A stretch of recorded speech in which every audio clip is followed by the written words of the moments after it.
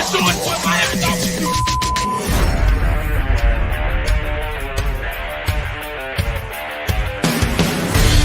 The pressure, he's in trouble. Loses the football. Touchdown! Got it! You have got to be kidding me. Jalen Waddle. It's a Dolphin touchdown. Throwing deep upfield on the near side. Man open. Touchdown! Looking deep. He's got it there. Touchdown! The run from Tua Tagovailoa. Touchdown! He's going deep.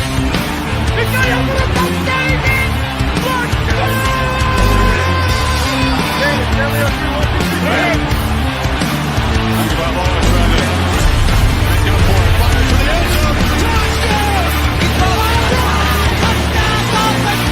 Beautiful day to be a Dolphins fan. Let's go!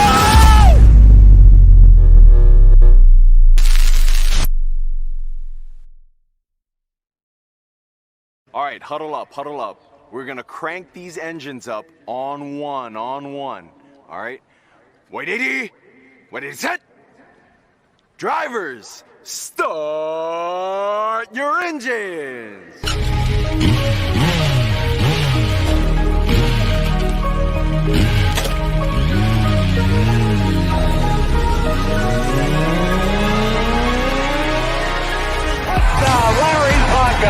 This is the Finish Line. I coached some great offensive linemen in the past. Larry Little, Dwight Stevenson, Jim Langer, all Hall of Famers, and Richmond Webb belongs to that same group. Here are your hosts, legendary Miami Dolphins left tackle Richmond Webb, Reason, and Mr. Ballgame.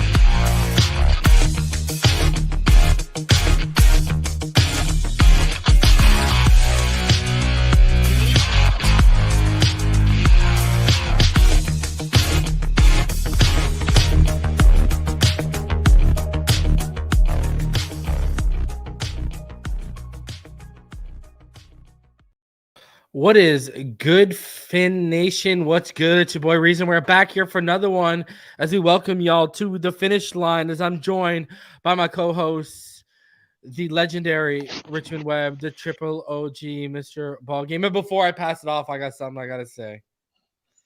Because, you know, there is a individual in this community who we all know buys YouTube subscribers and buys Twitter followers and claims he's a power lifter, and the only thing I'm sure he's ever power lifted is a cheeseburger. And he's out here slandering Tua off of what Ryan Clark said, but he's also slandering my friend Nick Hicks and talking crap about Nick Hicks and saying Nick Hicks is loud. Listen to this, okay? The irony of me seeing a guy, all right, where, let's be honest, we don't know where the chin starts and where it begins. You know, I don't know who's got a bigger jowl, you know, one of those big birds, a pelican, or this guy. And he's got a lisp on top of all of this. This guy's out here calling Tua a guy who I've had Nick Hicks on the show saying he's at 10% body fat in the best shape of his life. And this guy has the audacity to call him fat. Please. The irony is not lost on me. All right. So you keep telling everyone you power lift. Well, we all know you're just powerlifting cheeseburgers. And listen, these people, man, all because they're behind the internet, they think they can just pop off. Well, let me tell you this. Go look at who Nick Hicks works with. All y'all wanted Dalvin Cook. Go look at some of the best running backs in the game right now. Those are Nick Hicks products, man. And look at Tua, MVP caliber season until the injuries caught up with him last year under Nick Hicks. So stop right now. All right. So I got to go to bat for my friend. All right. Because that's just ridiculous. These people in this community think they can just say whatever they want. They're going to get away with it. Unbelievable. Anyways, on that note, let's keep it moving because we got a lot of positive stuff to talk about. We got over 340 people in the room already. We got a lot of positive stuff to talk about. Jonathan Taylor, and we're not talking about Jonathan Taylor Thomas from Home Improvement. And when we talk about JT, we ain't talking about Justin Timberlake. Jonathan Taylor and the Miami Dolphins, it is ramping up by the literal hour right now. And so we got a lot to discuss with that. We're going to go over training camp. day 17. It was originally open to fans, but it was canceled. And tomorrow will be the last open practice to fans before the season starts. So, man, it's a lot of good stuff going on if you're a Dolphin fan. How you feeling, Richmond? How you feeling, Ballgame? I feel good. Man, I mean, you hit me with the news. I kind of heard about what Ryan Clark had said about Tua, which I was just like, man, it's just. But evidently, you're talking about somebody else, so we'll talk about that, once we get off the air. But you would think people would, and most of the time, you don't see most quarterbacks lift and stuff the way that Tua did in the offseason. I mean, they work on their skill set, throwing the football, footwork, this and that. But even taking judo, this and that. I think sometimes you got to commend a guy for putting in the work to try to address issues that he needs to get better at. So I always hats off to that guy. Tua is a class act. He's one of the hardest workers we've ever seen at that position. Doesn't matter what team. Every year he's identified weaknesses and he works his ass off on them. We see it firsthand. We hear about it firsthand from Nick Hicks. All right. On top of that, he's the guy is like as family man as they come. He is literally the perfect representation of what you'd want to be the face of the NFL and the face of that position. Let's be honest with ourselves. Brady, Rodgers, even Marino, they all came with egos that just doesn't seem Tua has. Even when we get into what he said today, Richmond, he was like politely telling Ryan Clark, like, yo, I'm ready to get scrappy with you if you're going to keep running your mouth, bro. You don't want to smoke. You don't want to smoke. Even when he tells you that, it's like, sir, let me tell you something. You would not like this smoke from me. He tells you like the noise. He's just such a good, I don't know, man. I don't get it. I don't get it, Richmond. I don't get it. You still gave him respect, but at the same time, like, yeah, he let him know I'm a man. I'm a man too, and just cause I carry myself in this way, don't take it that if you want to get this work, you can get it. So, I mean, and I think really that's what we need more of in this league is guys like Tua and guys that are truly actually team players that doesn't look for the limelight or it's not about them. It's about what's best for the team, this and that. So, but definitely looking forward to talking about Taylor. I even seen a couple of Miami reporters like, please make this happen. And I was like, oh yeah, they seem more excited about Taylor than they do Cook. So I said, okay, well, we might need to make this because most of the time, can I tell you something, the Miami Dolphins are more excited about Jonathan Taylor than Dalvin Cook, from what I understand. Okay, like this is realer than it was for Cook. Okay. Well, I think we'll make it happen, and it seems like this is that missed piece that could really we got to check on some people pulses and heart rates and stuff if this thing goes through. But other than that, good. Went out to practice last week and actually got to hang out with Marino, Nat Moore, some of the old teammates, and then got to see some guys from the Texans. So it was a good week. I didn't make the game. Chopped it up with Jalen Waddle. Don't be modest. Tell everyone you chopped it up. I did. I went out with his cousin and had a chance to meet Jalen. Great kid.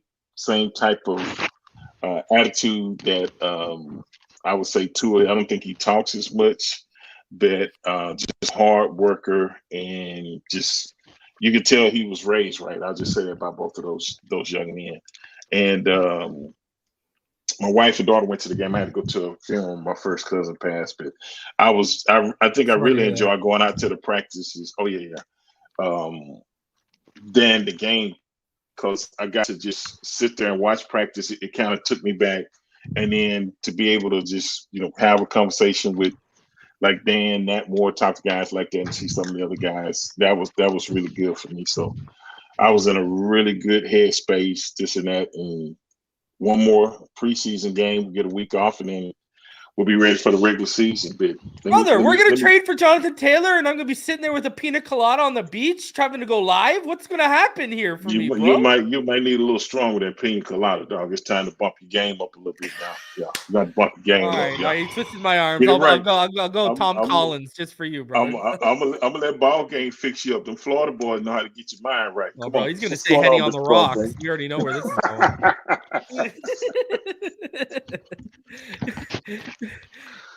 Already. Y'all hear me? Yeah, yes, sir. Hey man, I think it's a funny thing that we're in this space where the guy that they talked so much about before and had so much negative stuff to say about now, when people start rallying to the cause and start seeing the work that he's doing and how these guys are progressing and what this team is starting to shape and look into, now people are out here nitpicking other things. Anybody with any common sense know, with Tua being a Samoan, that his body style is different, but that doesn't mean by any means that he's freaking not strong and that he's not in shape. You know what I mean? It's just the makeup of who he is and his people, right? And anybody with any common sense should know that. I thought Ryan was way smarter than that. I actually follow Ryan on a lot of things, man, but that kind of bothered me, man, when he started going after Tua about, you know what I mean? It's just, yeah, and I don't understand the reasoning behind it. Maybe it's just for clicks. I don't know.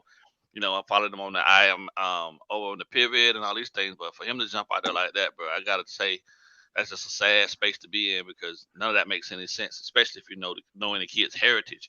You know what I mean? You got big Samoans, you got small Samoans, but they're all strong. You know what I'm saying? Yeah. And they don't necessarily all have to look like The Rock to be good at what they do. You know what I mean? Roman Reigns and Rock, actually, without a shadow of a doubt, I'm sure are probably anomalies in terms of how they put so much time into transforming their bodies into these muscle bound, you know what I'm saying, chiseled out individuals. Because if you look at the Rikishi, the headbangers, you know what I mean? Yeah, if you look at, because the Usos are in good shape, right? The Usos are. They fly, bro. But they don't look like Roman. Yeah, they're not built like them. But look at Rikishi. How big was Rikishi? Yokozuna was actually Samoan, if I remember correctly, right? But look at how he moved for a guy that size. And then, do you remember the headbangers back in the day? Like and the head shrinkers? The head shrinkers. I apologize. Head shrinkers. Like, you know what I mean? Fatu and whatever. Like, they were never. You're right. They were not all built like Rock and. So for Roman, him to say that, I mean, that kind of just took me back a bit. But I'm glad Tua did exactly what he was supposed to do and stood up for himself, and basically told him, you want to take you here, then like we can go there, but you know what I'm saying, be careful where you shoot at, because motherfucker, I'll shoot back. And that's all he need to do, and keep it classy and move on about his business. Now Ryan come out again in the street, we're gonna have to deal with it, maybe have to deal with it a little different, but he grown man now, right? And I think the way he handled it is the way a grown man and a representative of an organization should handle it. Ryan's paid to say different things and different meanings, but I don't have to chase you down that rabbit hole. I know what I put in. I know the time that I put in. My trainer know the time I put in, and my results will be proven on the field. So the crow that you're gonna eat, I help you prepare it, because either way you're gonna have to eat it later on when my work through the summer and my work in the off season comes to fruition. So I think that's the type of player that Tua is. He just rather let his work show than to sit back going, because women do this back and forth stuff. You know what I'm saying? And I ain't calling, Ryan, I ain't calling you no woman, but that was really like some chick type stuff you did there, boss. Yeah. It is what it is. Yeah. So we got a couple. Knight donates $2. He said, Tua, I'm the triple chief. Catch these hands. Coach AJ says, I told Nick I'll get Tua's hands right. Attaboy. And Knight says Rock and Roman Ballgame are only half Samoan. That's why they're so chiseled. Right. There it is. There it is. All right, let's get into this. We're gonna get into we'll get into the Tua stuff in a second here, but let's start off with the JT stuff, because we know this is where everyone's head's at. I had an update yesterday for the Patreon and the channel members. The teams I knew that were contacted first from the camp, I knew it was the teams they had originally reached out to were the Dolphins, the Arizona Cardinals, the Chicago Bears, as well as the Buffalo Bills and the Denver Broncos. Of those teams, I heard the Broncos, the Bills, and the Dolphins were the preferred destinations. But like I said in the Patreon post, I think I said in the video too, fluid situation where teams are going to enter and exit based on interest. And another team that's entered and apparently is a really big aggressor in his market right now are the Philadelphia Eagles. So they are aggressively going after him right now. So that'll be interesting. But let's get into everything here. We got a lot to go in because I got some things to sprinkle in, some tidbits to sprinkle in as we talk about, because I have heard things throughout the day. So I'll sprinkle them in here. We got over 510 of you in the room. So let's start off with this morning, the first real thing that came out. And it was from Barry Jackson. Who else? And he said the Dolphins are among the teams that have called the Indianapolis Colts to discuss a trade involving running back Jonathan Taylor. A league source said Tuesday evening. Discussions are ongoing. Miami has interest in making a deal, but a handful of other teams also have inquired. As of Tuesday evening, the Colts had not agreed to a transaction package with any team.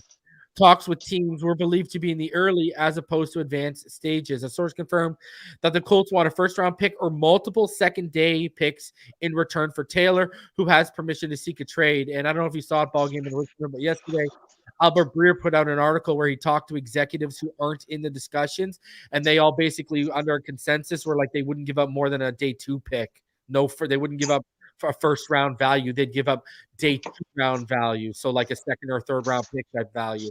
And that's because of obviously the injuries and like he's been on PUP, he hasn't practiced yet, et cetera, right? The sense in league circles is that if a team meets Indianapolis demands, the Colts would like to make a move before 53-man rosters must be finalized next Tuesday. And as we've gone to find out, gentlemen, Tuesday is the deadline that they've given Cook's camp to get this done.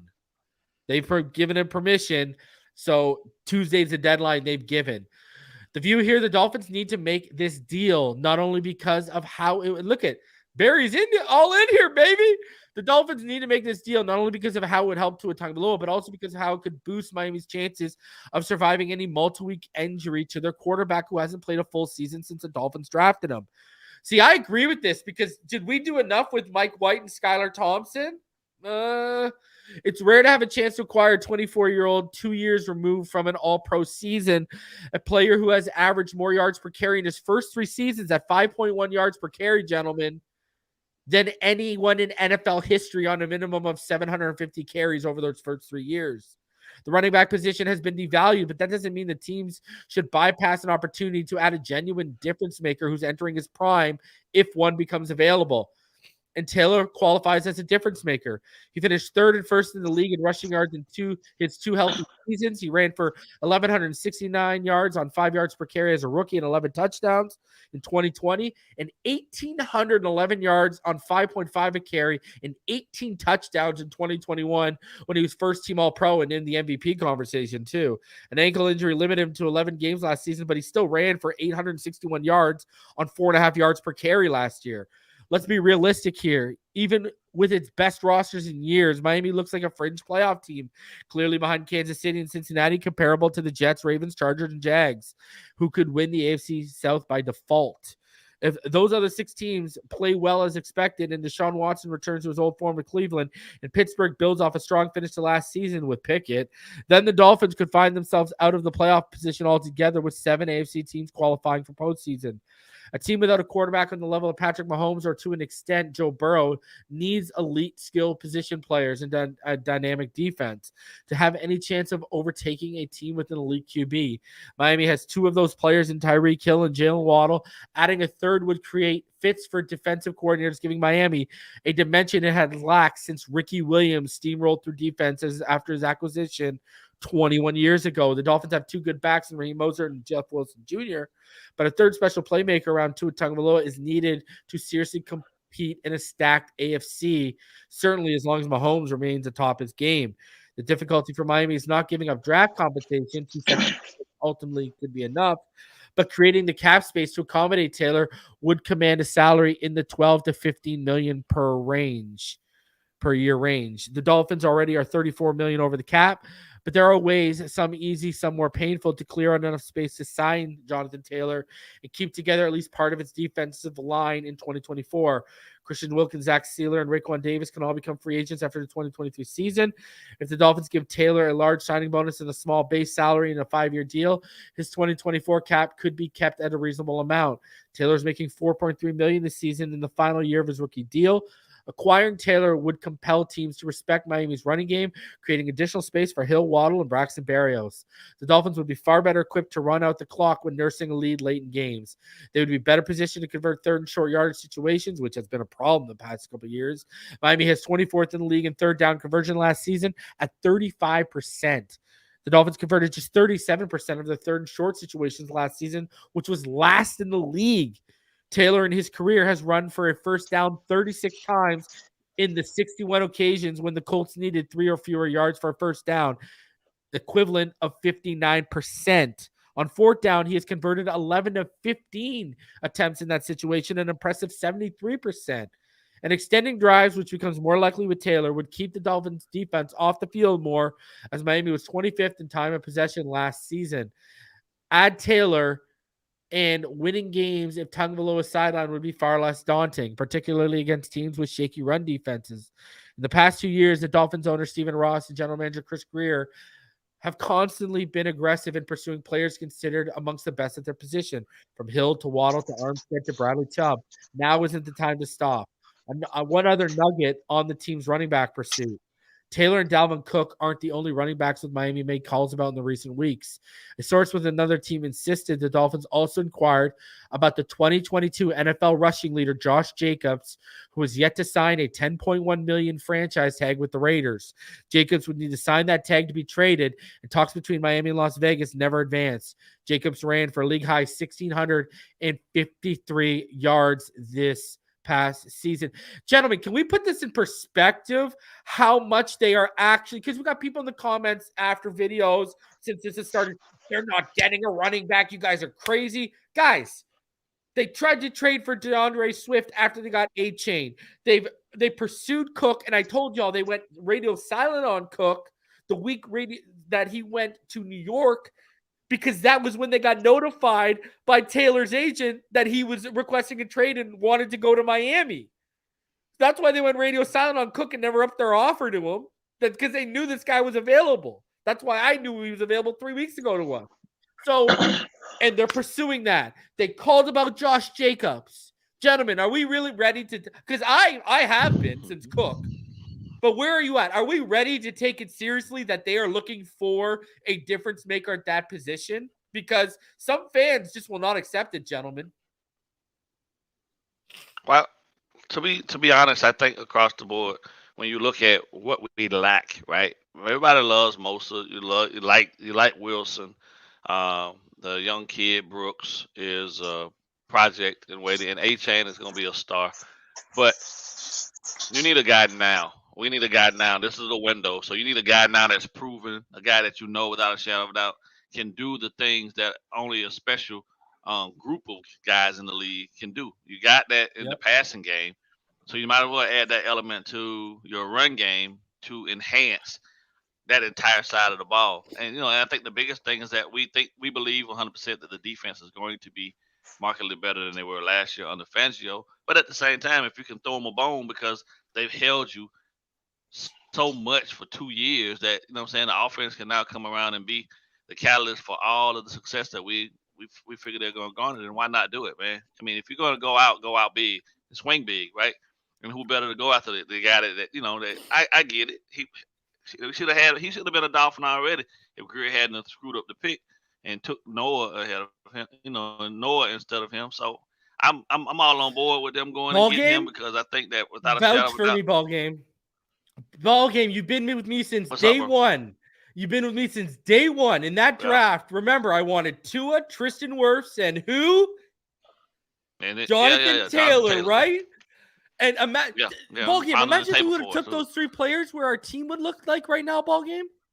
Oh. But one thing we wouldn't be having to worry about, who's going to be toting the rock. And I think a lot of things change when you put a special guy back there that has the abilities this guy like Taylor does. I know he's dinged up at this point. Nobody really knows, but I think it's worth.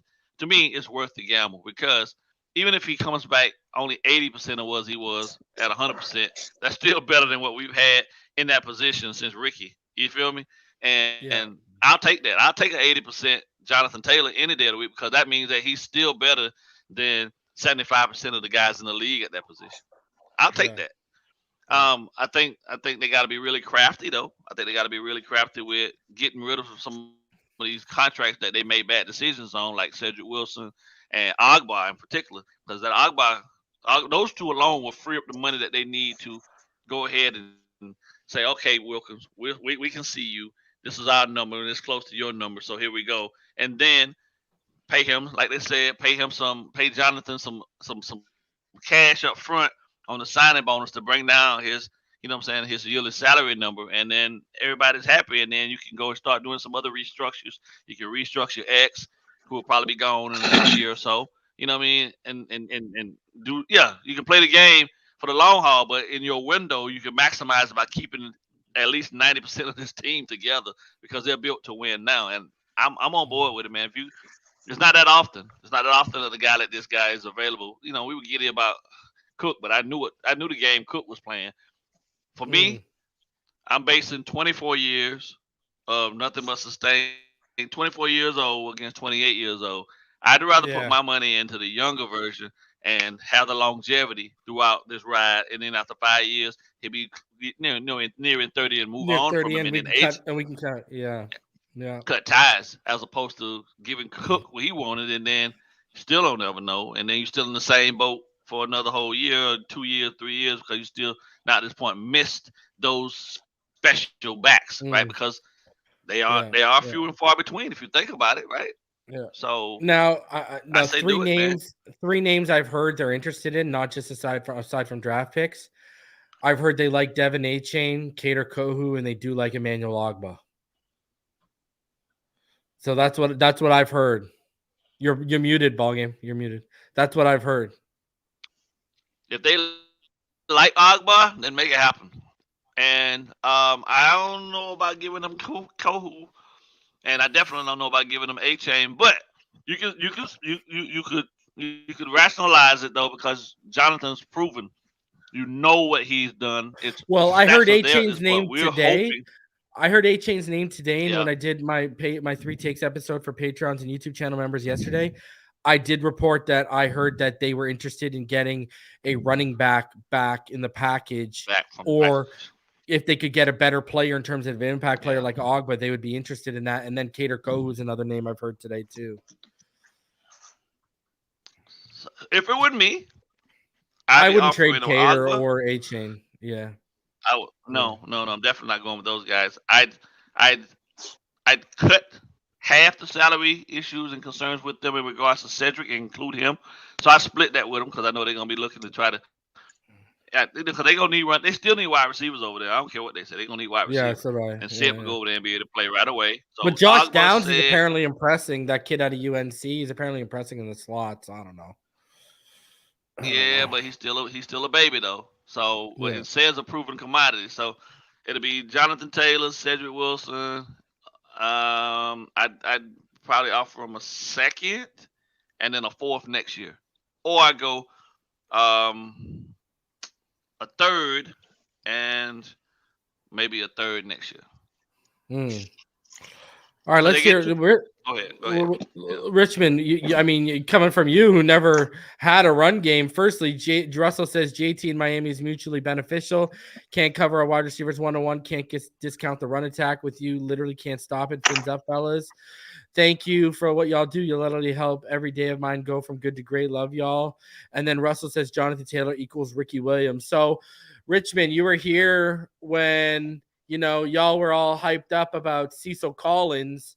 And, now, and then after you left, not too long after, Ricky Williams was acquired. And now you see them really – this is the most I've seen them dip their toes in a running back market for big names since Ricky, literally. I haven't seen this team on the scour. What are your thoughts on this all, Richmond? Well, I think it shows that they're not dumb, and I think they realize that. And we even talked about it past few weeks, that even if we didn't get Cook, we could get a running back of value. But when you can get a guy that's still 24 years old and have the production that he's had in this league, yeah, he's had a couple of injuries, but the two things that stuck out when you were reading the article was 59%, 3 yards left on third down. So that's amazing. And then on fourth down, 11 out of 15, 3 yards, that's 70%. That's huge. That extends a lot of drives. Yep.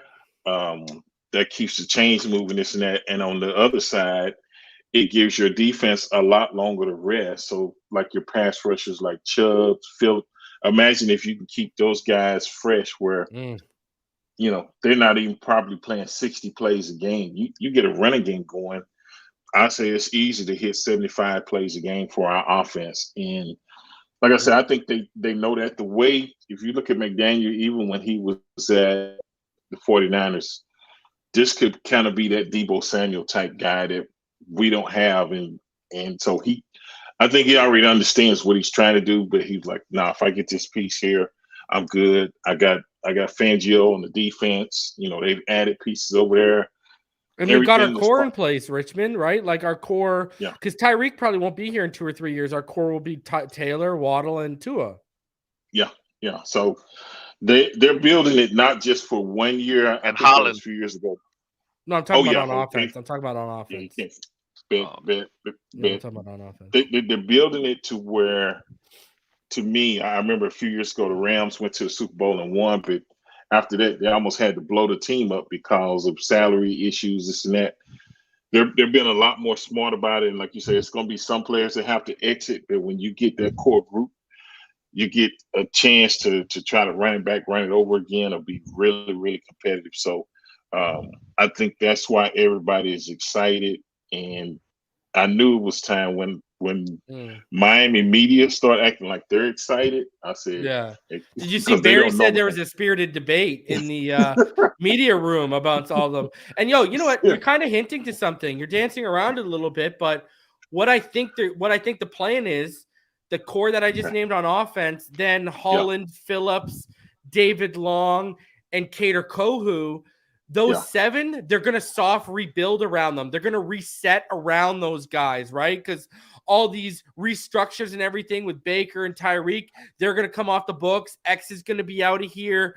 They're going to reboot, or they're going to the plan is to reboot around those guys. That's why I think they're hesitant to give 20 or 22 million to Christian Wilkins too, because they say and Holland's the first one you got to take care of, because Waddle and Phillips have 50-year options. Holland does not. So you got to get that taken care of like this offseason. And they know that's on the horizon. And that's why I think they're reluctant on paying the big bucks to Wilkins.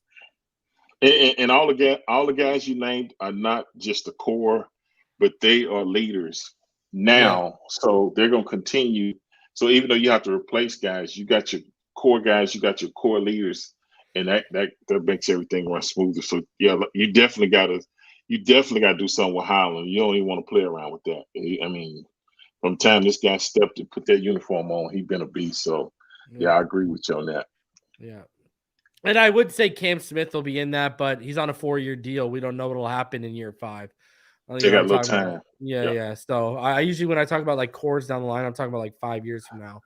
I see these guys being the core, you know what I mean? So anyways, continuing on, let's get into what we got 2 more updates on Jonathan Taylor, gentlemen, and it gets juicier by the update. So the ESPN update was the Indianapolis Colts have given Taylor until Tuesday. They were the ones that let it be known that the deadline was in place, that the Indianapolis Colts have given Taylor until Tuesday to find a suitable trade after authorizing the star running back earlier this week to engage with other teams in search of a trade partner.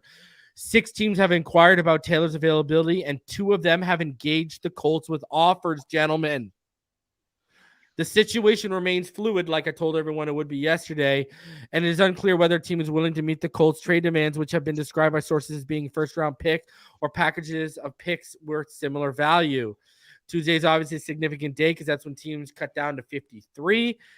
And just so you guys know, there's a little tidbit at the end here that Taylor, when he returned this week, a source told ESPN, he was told he needed to accompany the team to Philadelphia, where the Colts conducted a joint practice with the Eagles on Tuesday, and they're scheduled to have a preseason game Thursday night. So they're even telling him to accompany him. So they first declined his request for an extension in May, and that position hasn't changed. Taylor wants out, and so reintegrating him into the lineup could present challenges, and the Colts do not seem willing to budge on an extension. So some interesting tidbits there, gentlemen. This does not look like it's going to end well, and they're going to come and play Kumbaya in Indianapolis anytime soon. 6 teams have inquired about his availability. 2 of them have engaged in the Colts with offers. So we know one of those is the Eagles. I've named the teams that were contacted by the agency on my Patreon. And gentlemen, it gets spicier a little bit more. Over 625 of you in the room. Smash that like button.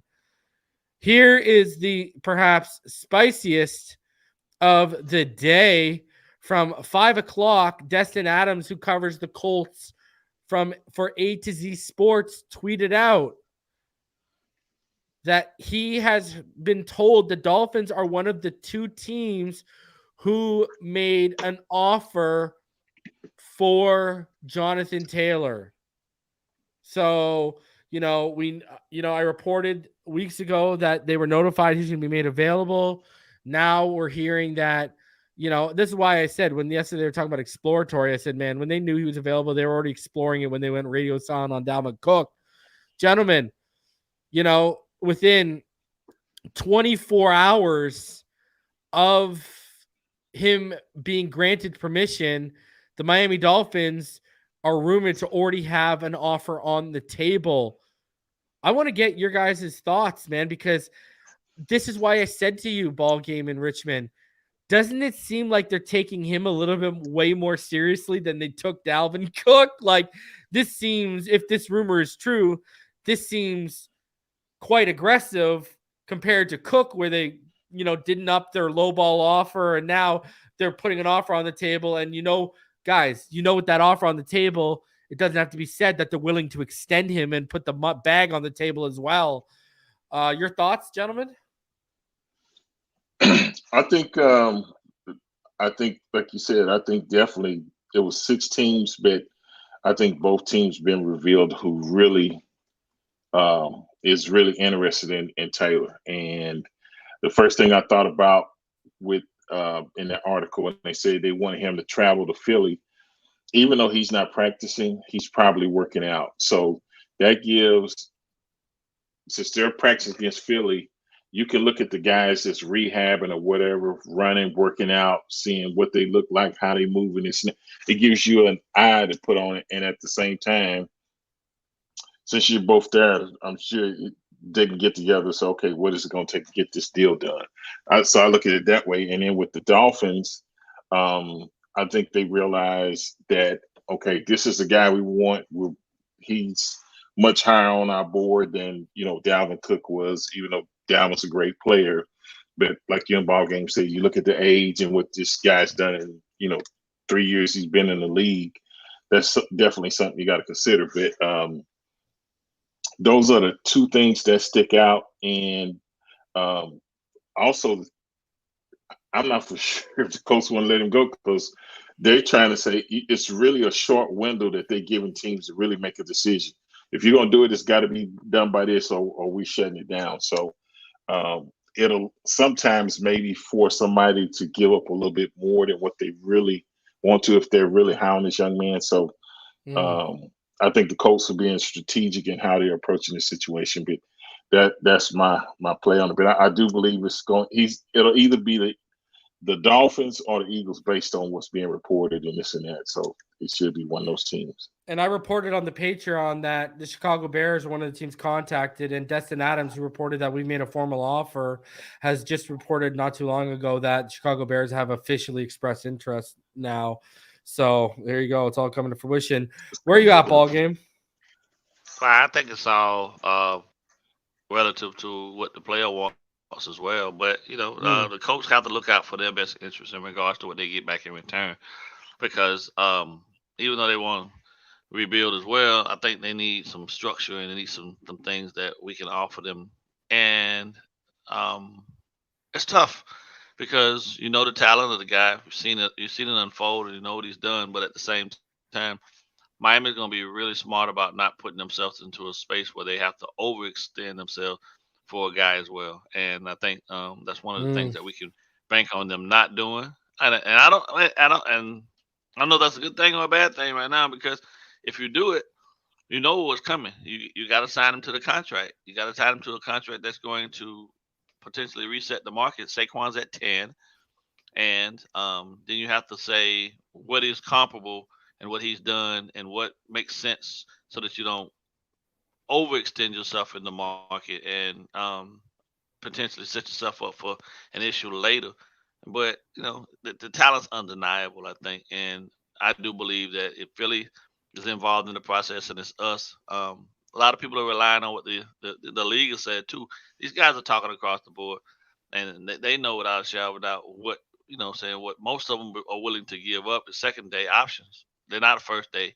And even our pick, I think when you think about it, if the Dolphin team does what they're supposed to do, our pick should be somewhere in the 29, 30, 31, 32 range, right? If they make it to the AFC Championship, then that pick is at least 29. You feel me? Yeah. So that's like what I've been saying. Second. So I don't know why these people value it so much. Yeah. Bro. So I don't get it. we're talking, and then when you look at the chart too, you know what I mean? For what the picks are worth, like 4 years of wear and tear, 4 years of wear and tear on him from Wisconsin as well. I don't discount that because he's just been a dog everywhere he's been, but the human body can only take so much. So how much are you really willing to invest going forward and lose out potentially because there's a lot here, but I like the fact that we're interested. I like the fact that we're actually actively engaged in the process of trying to make this team better. And no one can deny that Jonathan Taylor being added to this room makes the Dolphins better. Love Mosa, love Wilson, love A-Chain, but JT is a real dog. You know what I mean? Fred Taylor. So let me ask you guys both then. Let me ask you then start with you, Ballgame. Yeah. How does this affect Christian Wilkins? Because they'd trade for him and then they'd extend him. How would that affect you if you were Christian Wilkins? Well, I think I don't know. It's tough for me, bro, because when I look across the board at we drafted Wilkins, and for 3 straight seasons we wanted something from him that he didn't give us, and then this last season he gave us everything that we'd asked for. But now I still fall back on the fact that the guys that got paid the big dollars ahead of you, they have the stats to back up why they got what they got, and some of them came out in the same draft you did and excelled past you. So why am I as a GM going to give you top dollar money for the position when guys statistically outplayed you in the same role? So you should be comparable, and I want to pay you, but your pay should match what your outcome has been, not the one season that you reset the market for. Reset the record for tackles tackles by a defensive tackle. But the other guys got sacks, and in this passing era, that's what we need. We need the sacks. We need you pushing the pocket and taking the quarterback down, and those guys have done it. We're still hoping that you're going to do it. So if it was me as a GM, I'm negotiating with you on where I think you are based on those other guys who got those contracts. And then if we can't agree, then take your chances on the free agency market. But the other teams are still going to want you to do the same thing because the game has changed. Not too many people are running the ball like that unless it's late in the game. So they want you to get after the quarterback. And if you ain't developed that, then you're going to be exposed at some point, and then you're going to be gone by the wayside. It just that's the nature of it.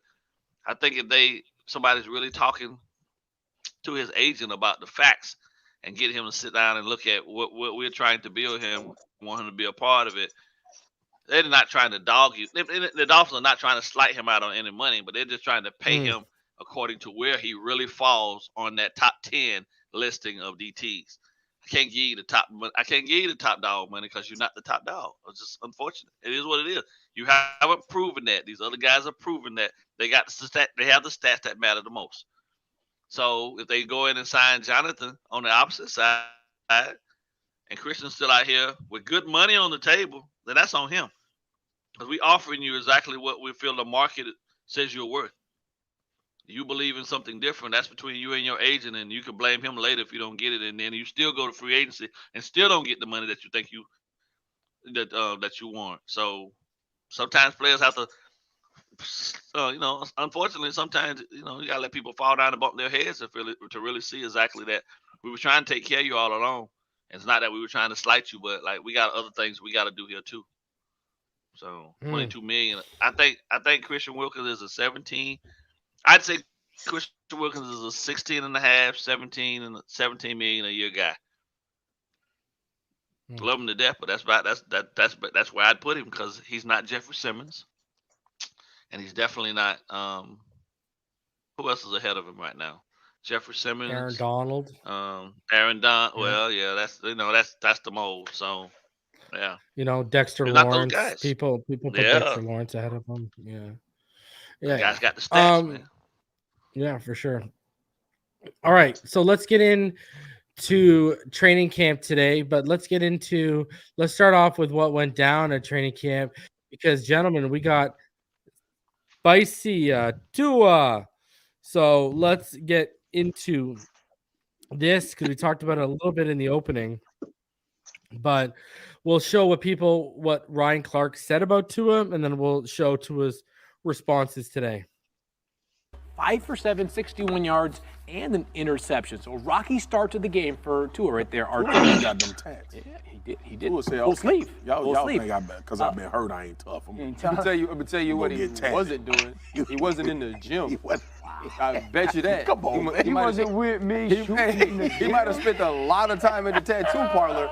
He was not at the dinner table eating what the nutritionist had advised. Oh my God. He looks happy.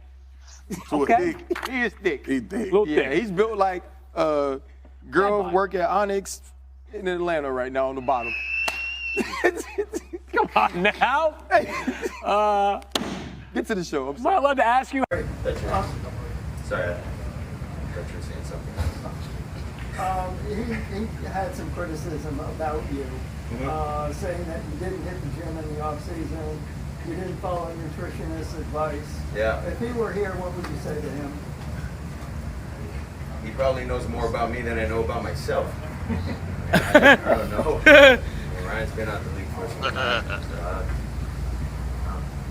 I don't know. It's a little weird when other people are talking about other people when they're not that person. So I don't know.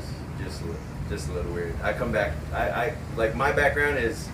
Like, I come from a Samoan family, like, respect is everything, but, it does get to a point where, hey, a little easy on that, buddy, because I think we're pretty tough-minded people, and if we need to get scrappy, we can get scrappy, too.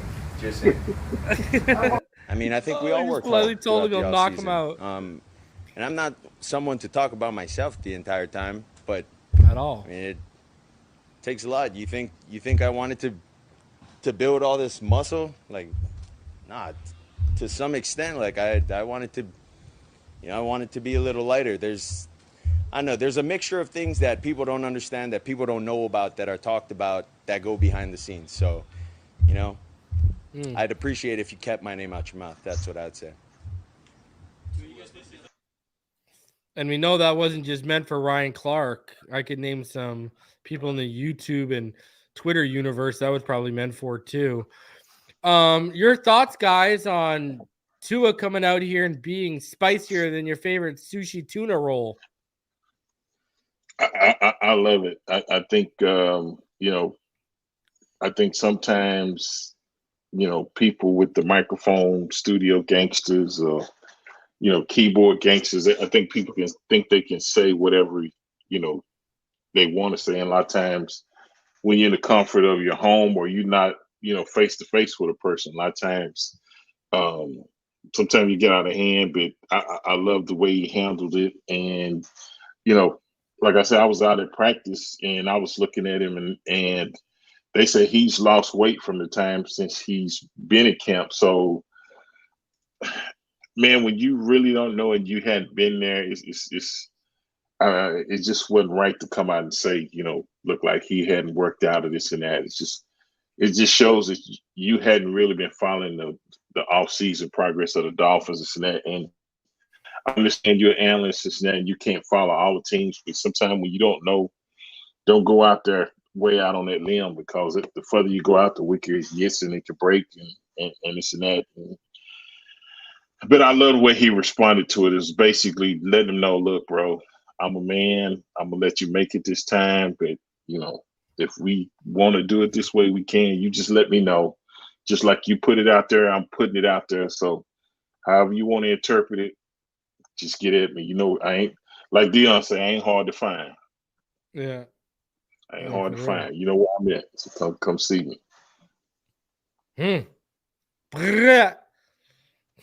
Uh-oh. I hear the Home Depot music. I hear the Home Depot music. I can smell lumber in the air. I ain't got to do it, man. He did it for himself, man. He told him, man, you keep it up, man. I'm have to see you, bro. It is what it is. And I second that 100%, man. I'm only going to take so much of you running off and bumping your gums. After a while, y'all said I need to put on weight. I put on weight, but my body type's different. I don't know what else to tell you. I don't care if you don't like the way it looks. It's going to be effective for me. I'm the one that's got to play with it, not you. Yeah. And that is a little sus, man. You talking about a man looking like some, what you said, look like the stripper. Yeah. Bro, and how much time does Ryan Clark spend at Onyx to know exactly how? Oh, isn't that man what married? You got going on? Yeah, what you got going on, Ryan? You up in Onyx? Listen, this man don't realize he already got on our bad side. Remember, we were supposed to sign him years and years ago. Remember when he was going to leave Pittsburgh and he was going to come here and then he stiffed us? Man, you've been on our bad side. Now you're going to get Dolphins Twitter coming out and letting your wife know you be hanging out on Onyx, bro. Oh, you better check with who's that? Was it Chris Sims? Dolphin Twitter went after. Oh yeah, they don't play around. Don't tread lightly. And like my man Pimp C used to say, I'm gonna let you smell my cologne. So he's like, yeah, you better slow that down, Pimp. Yeah. You want to smell my cologne? Let me know. Yeah. All right, here's the video highlights from today. There's not much. It's only about 2 minutes, and then we'll get into the recap from today. Here it is. I think they start off doing the stretches you do every morning, Richmond. Hold on, let me see.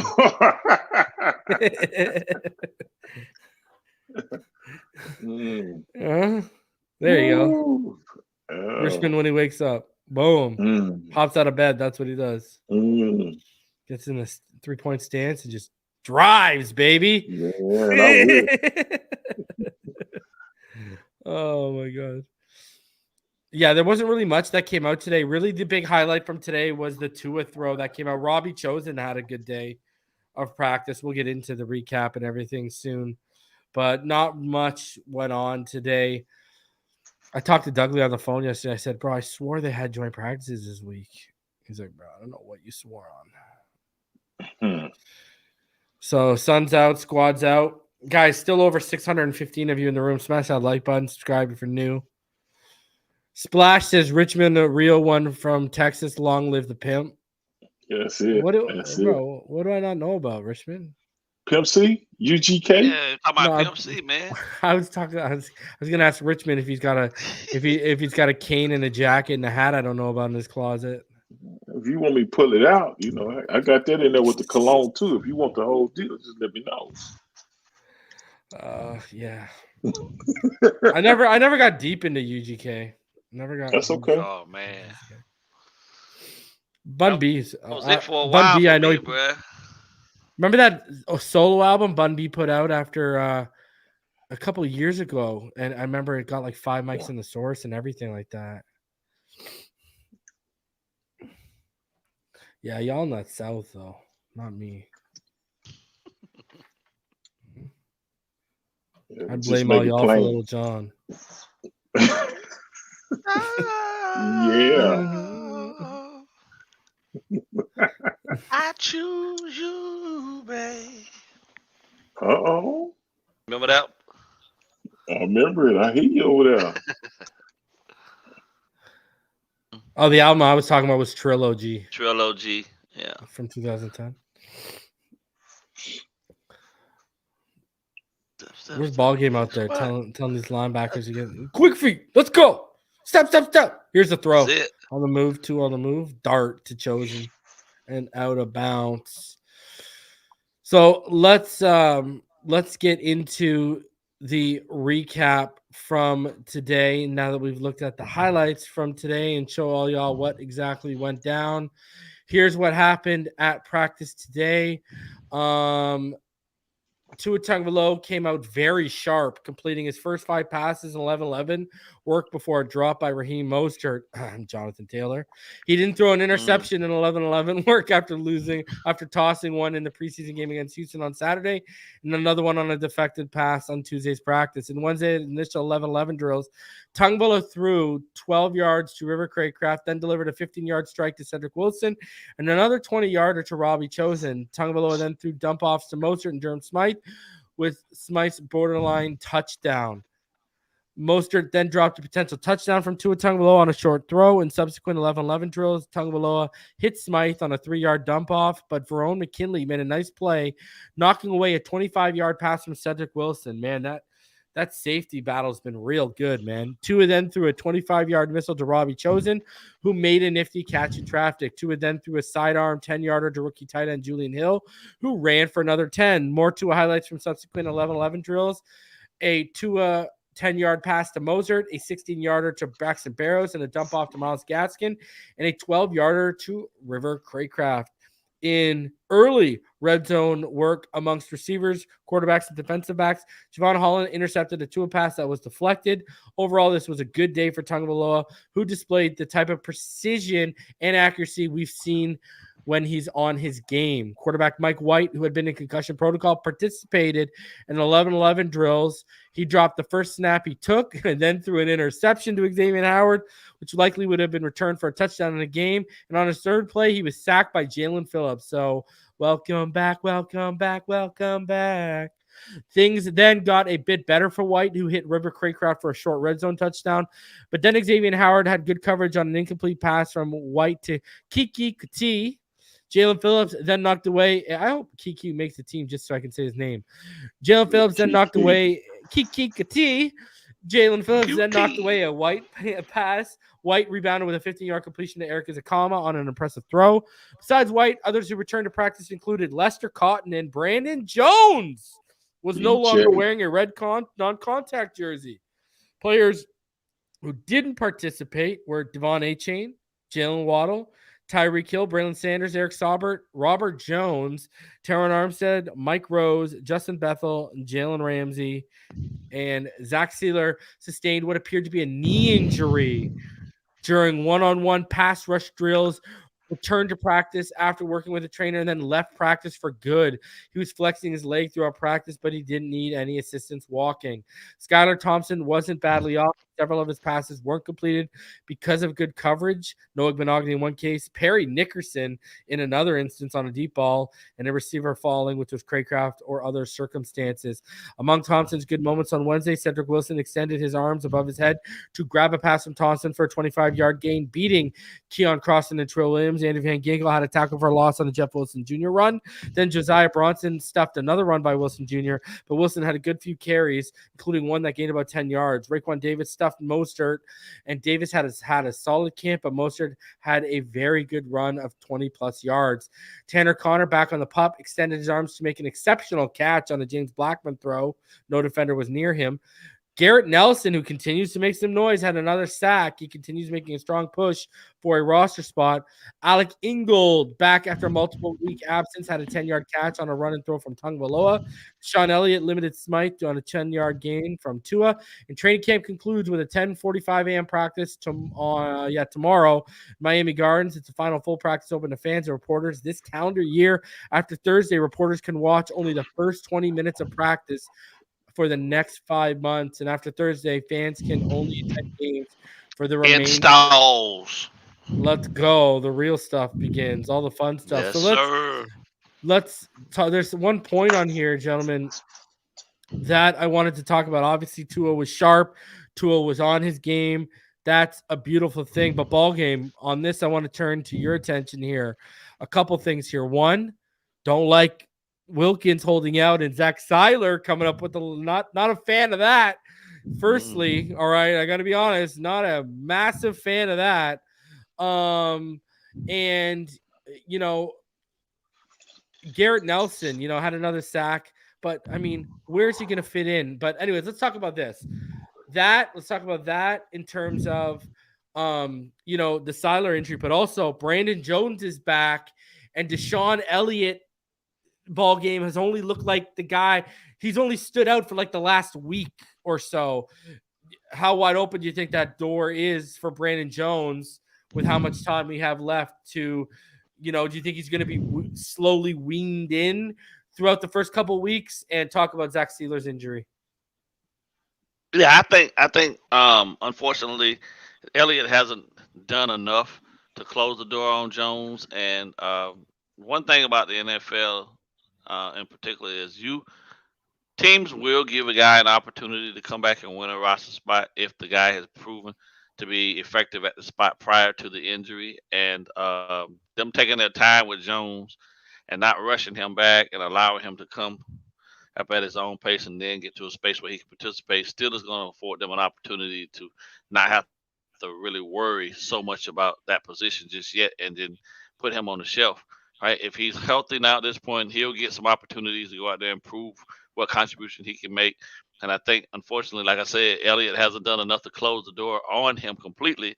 So that's going to be interesting to see how many safeties they carry for that strong safety spot. But I think Jones will be given an opportunity to still at least make the team. Or, I think that'll take care of itself.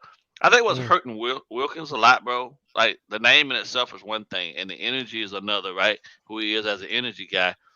But Zach Seiler is really hurting him in terms of what he can ask for, because if you look at the raw numbers, man, in terms of their productivity and how effective they both are down there inside together and what they play in the defenses prior to what Fangio is fielding now, Seiler's quietly made a real good name for himself as a, you know what I'm saying, no nonsense, no frills, bring your lunch pail to work and work a full shift guy. And you don't necessarily always have to have big names. That's why I keep trying to get people to understand too. When I have arguments with people, you don't have to have big names to be good, right? You can have special guys in special positions that can do special things, but up front, you know what I'm saying? This the vast majority of what we anticipate in terms of sacks and things like that is going to come from our two outside guys of Chubb and Phillips. The guys inside just got to have high motors and be able to move guys around and be disruptive. And Seiler's proven he can do that. So I think that might also be one of the reasons why they're hesitant on giving Christian all this big money, because if they can't work out a deal, then you can sign Seiler for not so big of a deal, but a fair market deal and still get the same level of productivity. Now, I know that doesn't sound and warm the hearts of the fans, but when you look at the bigger scheme of things, the business side, Zach Seiler showed up and showed out, bro. Yeah, he showed up. He showed up and showed out, and that might also be a thing that's hurting Christian's case. And then this kid Peely's coming on. So if you can go and you can pay Raekwon Davis and Zach Seiler, if you can pay Raekwon and pay Seiler what you're going to have to devote to paying Christian, you just it is what it is. I mean, the business gets ugly, bro. But you know, I hope he's okay. I hope Seiler's okay, and you know, and if it was, I think say he was cramping, then that's fine. You know, he just got to stay hydrated a little more. And Alf of 3 yard per carry. He's in the chat. He said it looked like he was seizing up, and they didn't do any injury tests on him. So that's good news. All right, let's go to the observations here from the Sun Sentinel today. Connor Williams and defensive tackle Raekwon Davis threw punches during a one-on-one segment Wednesday. It might have been a holdover from Tuesday when Davis got in a brief disagreement with the offensive lineman. It ended with Hill yelling at Davis to go back and join his defensive teammates on the other side of the field. Williams had a bad snap to White. It's at least the third bad snap he's had since the start of the Houston game, when he had two. One that almost caused a safety. Williams went through some things similar last year in training camp, but got things cleaned up in time for the regular season. Cam Smith snatched a reception from wide receiver Cedric Wilson Jr. in an impressive display of ball hawking. Wilson made an impressive catch with cornerback Kader Kohu all over him, but he didn't secure the ball. Smith's ability to get in on the plays has been impressive. Let's go. Cornerback Xavier Howard had an impressive interception, jumping in front of Barrios on a pass from White. Raheem Mostert, one of the most sure-handed passers to catch of the team, had two ugly drops. Regardless, he remains a top candidate along with Barrios to be the third most targeted player in the passing game after Hill and Waddle. Jalen Phillips had a strip sack on White, continuing his excellent training camp. In fact, fellow edge rusher Bradley Chubb also had a good day, raising the possibility that'll be a dangerous pass rushing duo. Sam Madison, the quarterback coach, was on the ground showing quarterbacks how their body should be positioned to recover a fumble and prevent someone from coming in and grabbing the ball, including losing their knees. It was quite an education. Now, his stock up, stock down for Perkins was stock up. AVG had 3 sacks in a short stretch and managed to sack Tagovailoa, White, and Thompson in the process. All of his sacks came from the outside linebacker position, even though he's being cross-trained as an inside. Richmond, stock down, pass protection. This would be an overreaction to a single practice such as Wednesday's, when the defense recorded 9 sacks. But when you consider the defense has already posted days of 12 sacks and 9 sacks, it's a bit concerning. Granted, Wednesday's practice wasn't full speed, but it was full pads. By the way, pass protection includes the offensive line, running backs, and tight ends.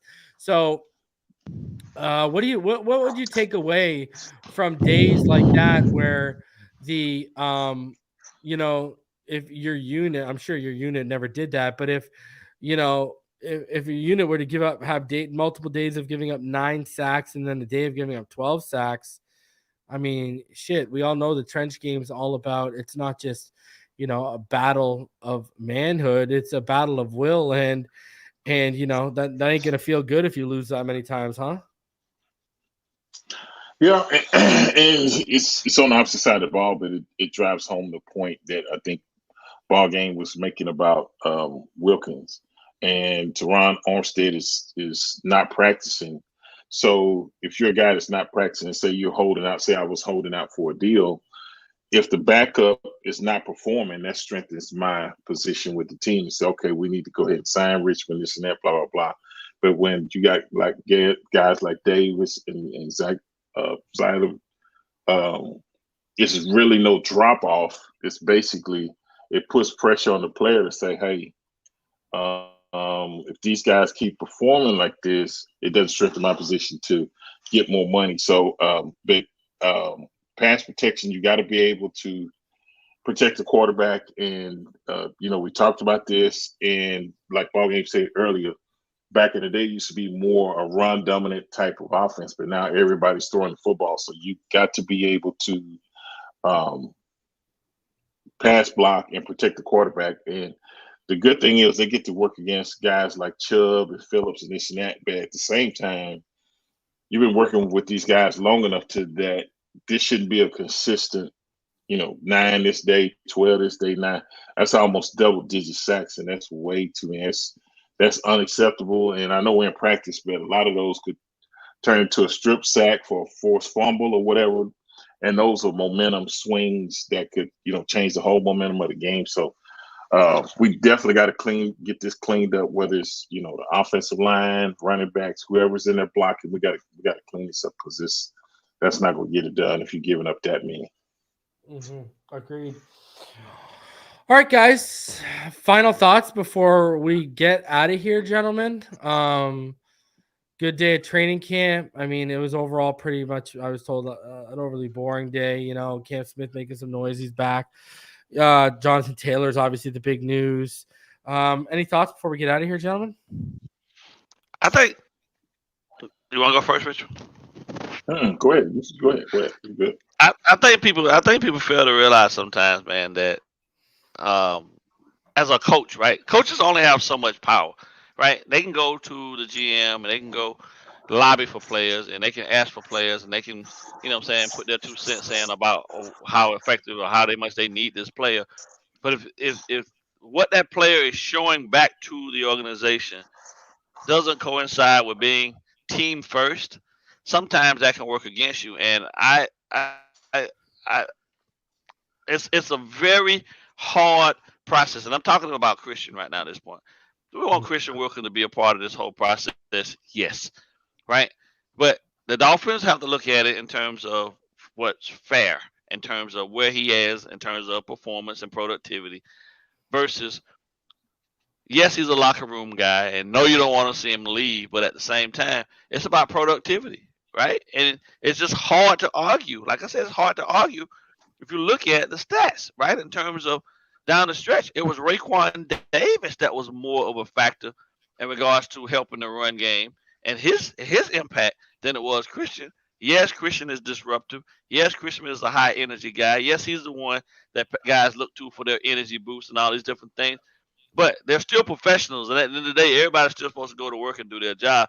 And if you can get a guy like Siler and Raekwon up front with Peely, who is playing his ass off at this point, all three of them guys cost you one Christian Wilkins.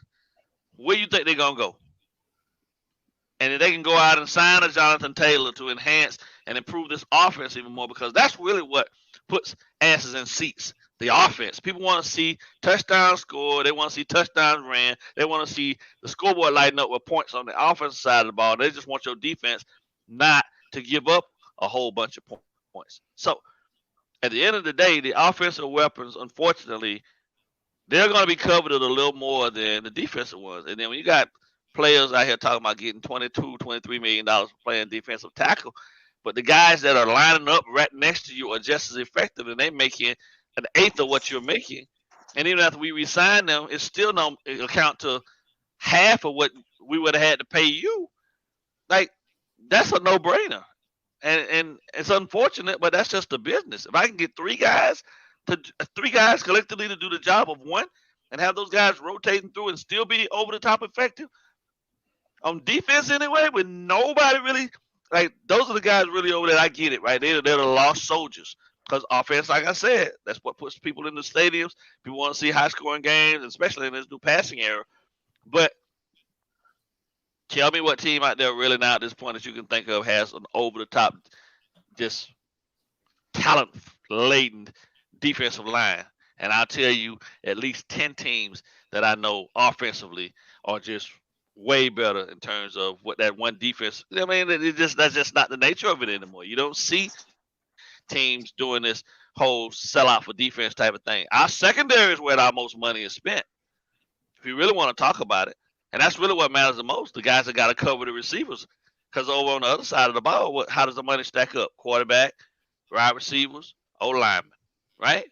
And on the opposite side is secondary, linebackers, D-linemen. So think about the priorities, think of where it is, and then if you can get more done with less, unfortunately, that might just be the route that I think they're going and looking at this thing. And Christian holding out never really helps you, especially at this point when you're the team guy. If you're the team guy, then why are you not participating in all that the team has going? Final thoughts, man. You got to get it together and get back with the group, man, and then play out your contract and let things fly. If show up. Be right about all the things you've done up to this point, and I believe they'll take care of you. And y'all can come to some type of agreement that both sides can agree to, and then we can move on from it. But if you don't show up, especially when the season starts, you hold out, you're going to lose money. Mm-hmm. And then you never get back to ground zero of understanding. And then if those guys go out there and play their asses off like they're going to go, like, you're talking about guys who are hungry still. Raekwon wants a deal. Siler's going to need a new deal. And this kid Peely is playing his ass off. It's going to be hard to turn them down. And I don't think at any point that Fangio would not turn them loose. It is what it is. Let them play. So get with the program, Christian. It is what it is, bro. I mean, it's not personal. Obviously, I love him to death. Right? He's one of my favorite players, but I understand the business side of things too. And it's unfortunate that we're here now on right here at the doorway of greatness and potentially walking through it all as one unit, 53 strong. And the one guy that you want to be there with these guys the most to experience all of this is out here arguing over contracts when you're already in one. Play your contract, prove that you deserve to be in that echelon with those guys, and they'll take care of you when they take care of you. And I believe they will. But you still got to prove it. The league is still about proving it, and they're just asking him to do it again. If he's really that guy, he should be able to go out and do it again, no problem. It is what it is. Your final thoughts? Yeah, final thoughts is definitely positive news on Jonathan Taylor. I think we're going to be real competitive as far as trying to get him signed. I'm just wondering, will it be picks or will it be a combination of picks and possible some players we may have to give up? So I'm just keeping my eyes and ears peeled to see what actually happened. But I do believe we're going to go a lot more aggressive after Taylor than we did Cook. So just seeing how this plays out. And I know the Colts are going to want to be compensated, so they're looking for somebody to be a little desperate or willing to give up a little bit more than what they want. And I just don't know how the Dolphins are going to get it done, but I do think it's going to take some negotiating, and hopefully it's just picks, but sometimes you got to give up a player or two, and I'm just wondering who that might be. So one more game, Jacksonville, and then we get this roster set, and let's get ready to go for week 1. Let's go, baby. I'm ready for week 1. And you know what I'm ready for week 1? JT suited up in aqua and orange. Hello. In the great words of Dave Bautista, give me what I want. Let's go. Give it to him. Give it to him. Oh, man. Hey, I'm just here for it. You know, this just is another. Listen, they just continue to show how all in they are during this window. And, you know, I said on the show yesterday, just admit you don't want the running back. Don't give me this narrative about draft picks when we're expected to pick 29, 30, 31st, or 32nd. It just, I'm sorry, glorified second round pick. I'm not doing this. So, you know, I'm ready to make the push. And, you know, the argument that this gives us another fail safe heading in to the playoffs, and also just in case we have to deal with a banged up quarterback, 110%. I think Jonathan Taylor would be a better fail safe than Skylar Thompson or Mike White in terms of leaning on him. So that's where I'm at. Ladies and gentlemen, well, I'm going to be back tomorrow, 5 p.m. with Neil Driscoll. I'm sure there's going to be some JT news to talk. We're going to talk about camp, and we're going to give our 53-man roster projections. So be on the lookout for tomorrow. We're going to give our 53-man rosters. And it's going to be a good one. So I'll be live tomorrow around 5 p.m. And then on Friday, I'll be live with David Ferones of the Sun Sentinel. We'll talk about it's going to be a juicy one now. We were just going to talk about training camp. We're going to talk about all this. And on top of that, Saturday, we'll be live reacting to the game. So still over 530 of you in the room. Smash that like button. We had almost 700 people in the room tonight. Smash that like button. Subscribe if you're new. Appreciate all y'all for supporting. And we'll see y'all tomorrow. Until then, you already know time it is. Fins up all day, every day.